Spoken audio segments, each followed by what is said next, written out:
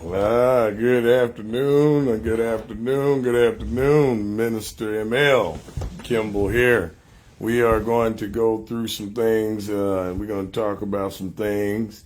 What I want to discuss with you guys today is the fallen angels. Now that may sound foreign to you. Some of you may have seen it or heard something about the fallen angels. We know Hollywood has alluded to the fallen angels over the years. Different movies I could think about that they kind of just softly talked about the fallen angels. And I don't really recall too many churches that deal with the fallen angels, because the 66 books does not give you really enough about it. If you look at Genesis, after Adam and Eve, it kind of jumps right into Noah. Okay, I want you to understand that there were a lot of years that happened after Adam and Eve. It didn't just go from Adam and Eve to Noah like the 66 books tell you or have you think. You got to dig deeper to figure it out.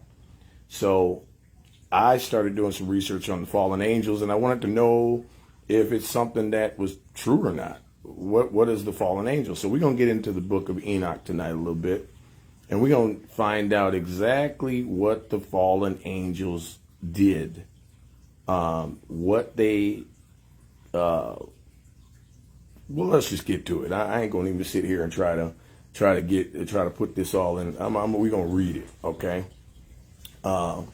Because this is very interesting when you start getting into these type of things. So let's see here.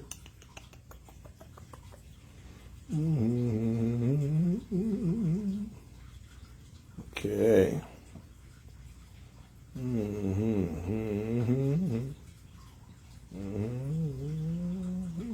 Okay, here we go. This is Enoch, chapter number 7, and we're going to start at verse 1. It happened after the sons of men had multiplied in those days that daughters were born to them, elegant and beautiful. And when the watchers, the sons of heaven, the angels, beheld them, they became enamored of them, saying to each other, "Come, let us select for ourselves women from the progeny of men, and let us beget children." So the angels were talking to each other within each other, and they came up with a plan to come down from heaven and to cohabitate with females, human females, angels. Then their leader Shemaziah said to them, "I fear you may perhaps be indisposed to the performance of this enterprise, and I alone shall suffer for such so grievous a crime." But they answered and said, "We all swear." So the angels gathered together, and they swore that they were going to do this. They were going to go down. Yahuah had them. They were supposed to be watchers. They were supposed to be watching over the sons of men, but they decided that they wanted to have sex with the women, marry the women, and these are angels, and bind ourselves by mutual extractions, that we will not change our intention, but execute our projected undertaking. Then they all swore together and bound themselves by mutual extractions. Their whole number was 200, who descended upon Ardis, which is the top of Mount Shermon. So there were 200 angels that decided within each other that they wanted to mix with humans. They took this out of the Bible. That mountain, therefore, was called Shermon, because they had sworn upon it and bound themselves by mutual extractions. These are the names of their chiefs. So these are the names of the leaders of those angels. Each of the angels had a leader that they were responsible to. And the first one, his name was Shemaziah, who was their leader.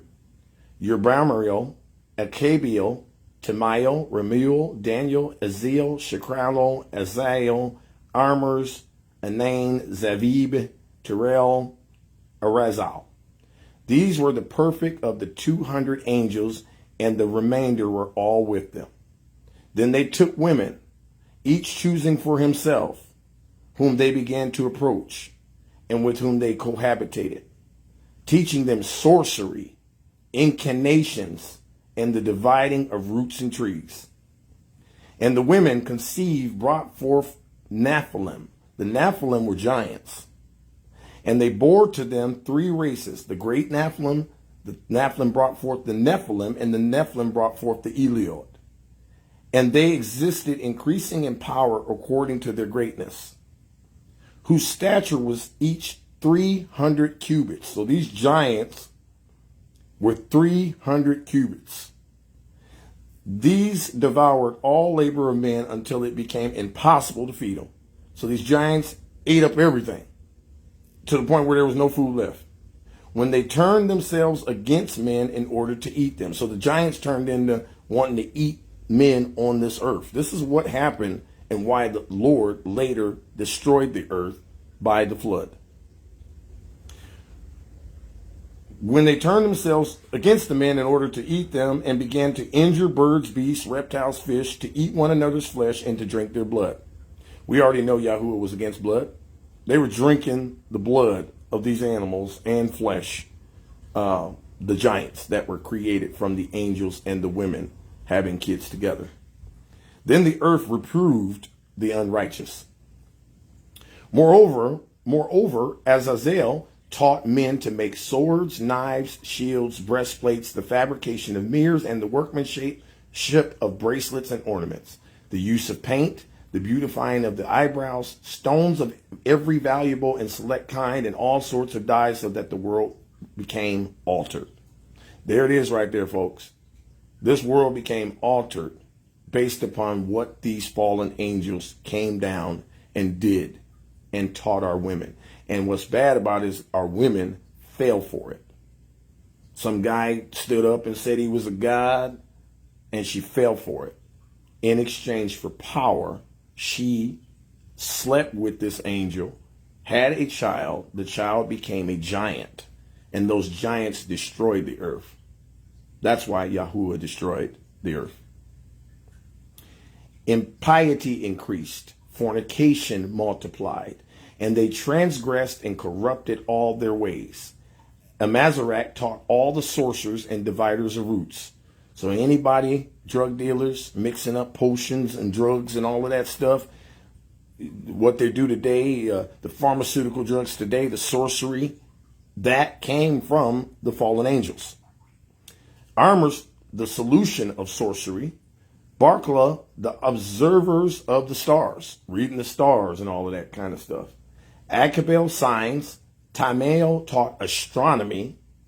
Now that tears down anybody that says to me, is it all right to be playing around with astronomy? No, because the angels taught it to us. It was information that Yahuah did not want us to know.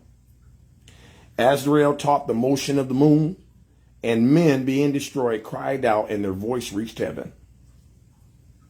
Then Michael, Gabriel, Raphael, Sariel, and Uriel looked down from heaven and saw the quantity of the blood that was shed on the earth, and all the iniquity which was done upon it, and said one to another the voice of their cries.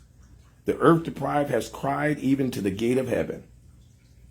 But now to you, O you Holy One of heaven, the souls of men complain, saying, bring judgment to us for Yahuah. Then they said to their Lord, the King, the throne of your glory is forever and ever is your name sanctified in glory.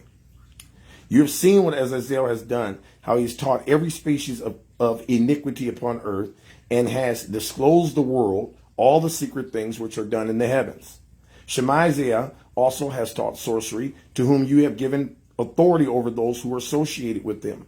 They have gone together to the daughters of men, have laid with them, and have become polluted, and have revealed their sins to them. The women likewise have brought forth giants. Thus the whole earth has been filled with blood and iniquity. And now behold, the souls of the dead cry out, and complain even to the gate. their groanings ascends, nor can they escape from the unrighteous which is committed on earth. You know all things before they exist. You know these things and what has been done by them, yet you do not speak to us. What on account to these things ought we do? That's enough. So, according to the scripture, the book of Enoch, and anybody that wants to discredit Enoch, you have not done no study. Because if you're going to discredit the Lord's first scribe, who he showed heaven to, then we don't have anything to talk about here. There's just really nothing to, because the reality is Enoch was an important factor for Yahuah to just take him out of here, and he never saw death.